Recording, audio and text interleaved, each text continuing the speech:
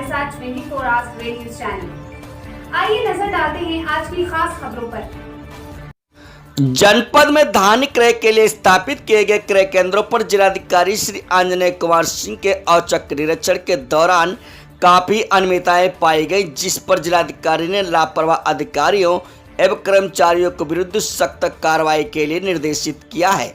जिलाधिकारी ने क्रय केंद्रों पर व्यवस्थाओं की हकीकत जानने के लिए बिलासपुर मंडी परिसर में स्थापित क्रय केंद्रों पर प्राइवेट वाहन से किसान की वेशभूषा में पहुंचे 500 मीटर पहले ही गाड़ी से उतरकर जिलाधिकारी ने किसान की तरह सिर पर रुमाल बांधकर क्रय केंद्रों पर गोपनीय तरीके से व्यवस्थाएं देखी तथा प्रभारियों से धान बिक्री के लिए प्रक्रिया के बारे में पूछा।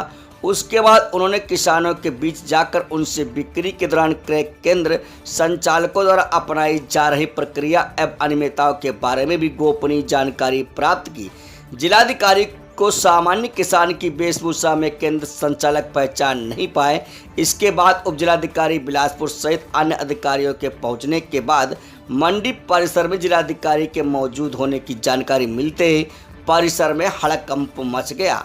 इसके बाद जिलाधिकारी ने बारी बारी से केंद्र प्रभारियों की क्लास लगाई। बिलासपुर स्थित एनसीसीएफ के क्रय केंद्र पर भारी अनियमितता और जिलाधिकारी ने केंद्र प्रभारी के विरुद्ध धान क्रय में शासन द्वारा दिए गए निर्देशों के प्रति लापरवाही बरतने के कारण एफआईआर दर्ज कराने के लिए निर्देशित किया। उन्होंने किसानों का धान क्रय न किए जाने के कारणों के बारे में पूछा तथा कहा यदि धान में नमी है तो उसे सुखाने के लिए किसानों को पर्याप्त जगह मुहैया कराई जाए ताकि किसानों को धान वापस ले जाने के बजाय परिसर में ही सुखाने की सुविधा मिल सके।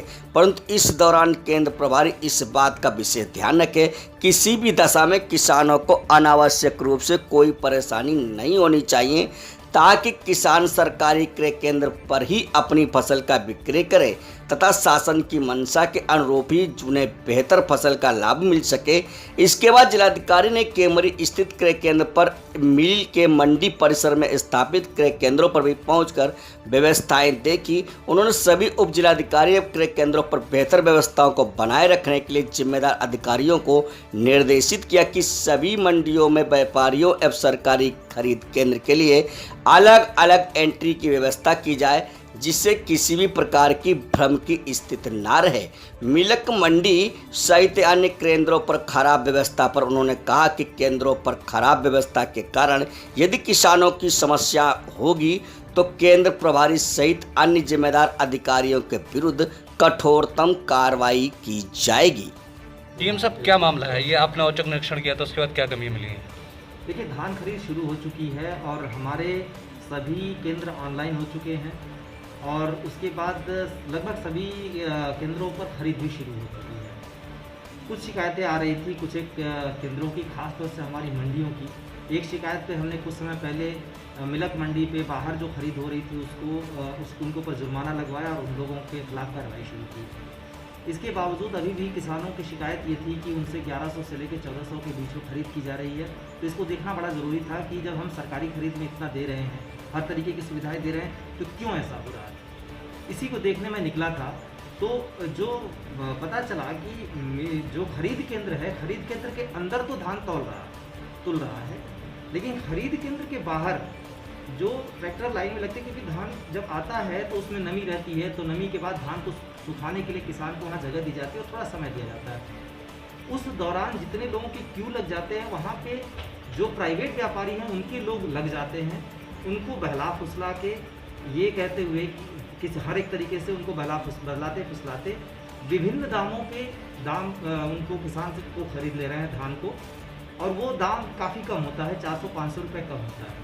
मैंने खुद कई सारी जगहों पर घूमकर लोगों से बातचीत करके, किसानों से और जो लोग खरीद करने वाले थे उनसे भी बातचीत करके इस चीज़ को देखा। आज अपने सारे अधिकारियों को बुलाया है और उसी समय एक्शन के लिए बोला हुआ है। अगर कोई किसान से कम दाम में खरीद करेगा बेवजह और उसको बहला फुसला के या ज़बरदस्ती खरीद करेगा तो उसके खिलाफ सख्त कार्रवाई करेंगे। आज हमने एक खरीद केंद्र पर कार्रवाई की भी, बल्कि 2 खरीद केंद्रों पर कार्रवाई की, मिल्क में भी कार्रवाई की, और ये भी व्यवस्था कर रहे हैं कि किसान जो खरीद केंद्र है वो सीधे किसानों को दिखे, न सिर्फ दिखे बल्कि सीधे किसान वहाँ एंट्री पा सके और बीच में कोई मीडिएटर न हो।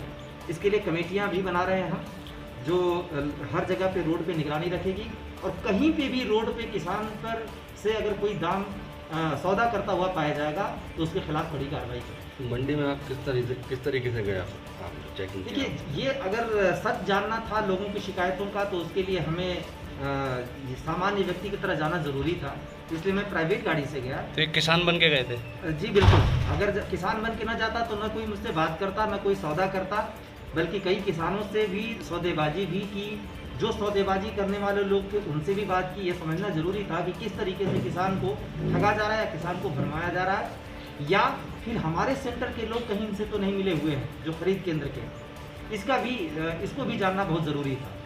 तो सीधे कोई हमारे खरीद केंद्र के सेंटर के लोगों से कोई निक्सस तो नहीं मिला, लेकिन इतना ज़रूर है कि स्लो अगर खरीदारी होगी धान की, स्लो तौल होगी, तो निश्चित रूप से जो प्राइवेट लोग हैं उनको मौका मिल जाता है कि वो किसानों से वो बरगला सकें।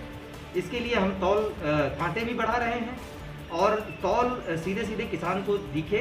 उनके धान सुखाने की व्यवस्थाएं करने के लिए भी मैंने कहा कि जितनी खरीद केंद्र हैं उसके आसपास जगहें देखी जाए, वहाँ पे किसानों को धान सुखाने के लिए जगह दी जाए और ताकि ज़्यादा से ज़्यादा किसानों के हम खरीद केंद्र पे धान दे सकें। अच्छा, आज जहां आपको कमी मिली है उनके खिलाफ क्या कार्रवाई की गई? उनमें से एक व्यक्ति के खिलाफ, एक जगह तो जो ठेकेदार है उसके विरुद्ध FIR के लिए ही कहा गया है, बाकी एक जगह खरीद केंद्र पर व्यक्ति मौजूद नहीं था, उसके खिलाफ एक आगे कार्रवाई कर रहे हैं। और बाकी जगहों पे जो पहले अभी व्यवस्था बनाएंगे, उसके बाद सारे SDMs को, सारे उपजिलाधिकारियों को, सारे तहसीलदार को मैंने बोल दिया है कि आइंदा भी मैं ऐसे ही इंस्पेक्शन करूंगा, आइंदा भी इसी तरह से खरीद केंद्रों पर पहुंचूंगा और इस बार अगर दुर्व्यवस्था मिलती है तो सीधे सीधे तहसील के लोगों के खिलाफ कार्रवाई। अच्छा, इसमें राइस मिलर्स का भी बीच में रोल रहता है कि राइस मिलर जो लोगों को लालच देते हैं, जिसमें कुछ सरकारी कर्मचारी हैं वो भी उसमें उनके लालच में आकर के ये काम करते हैं। निश्चित रूप से इससे इनकार नहीं किया जा सकता कि ये धान घुमा फिरा के राइस मिलों पे तो जा ही रहा होगा, इसीलिए मैं आज कमेटी गठित कर रहा हूँ। वो कमेटी जो इन पर निगरानी रखेगी